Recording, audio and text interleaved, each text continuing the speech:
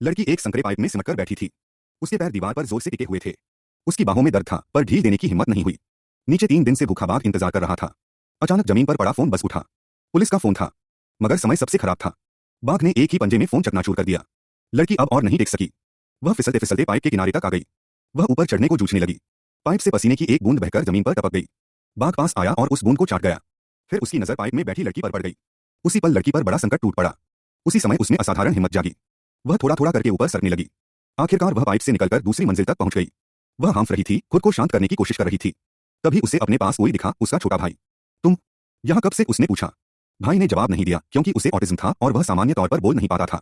लड़की उसे कमरे में ले गई और कंप्यूटर खोलकर ऑनलाइन मदद मांगने लगी, लेकिन इंटरनेट चल ही नहीं रहा था। लड़की ने कमरे में इत्र छिड़क दिया, फिर भाई के साथ बिस्तर के नीचे छिप गई। बाघ दरवाजा तोड़कर घुस आया।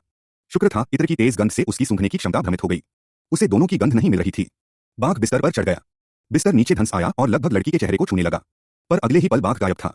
लड़की और घबरा गई और इधर-उधर देखने लगी, क्या वह चला गया? उसने जैसे ही सिर घुमाया, बाघ ने अचानक बिस्तर के नीचे पंजे डालकर बेतहाशा नोचना शुरू कर दिया। पूरा बिस्तर उलट गया और उन्हें कोने में दबा दिया, लेकिन इससे बाघ का रास्ता भी थोड़ी देर को रुक गया। उसने हाथ बढ़ाकर दरवाजा खोला और भाई के साथ बाहर निकल गई। वे भागते हुए नीचे आए। लड़की ने फ्रिज से मांस का पैकेट उठाया, उसमें नींद की गोलियां डालकर मीटबॉल बनाए और फर्श पर फेंक दिए। बाघ मांस की गंध सूंघते हुए नीचे आ गया। उसी पल उसके भाई को एपिसोड आ गया और वह लगातार चिल्लाने लगा। लड़की ने उसे बाजुओं में उठाया और दूसरी तरफ से सीढ़ियां चढ़कर फिर दूसरी मंजिल पर भाग गई।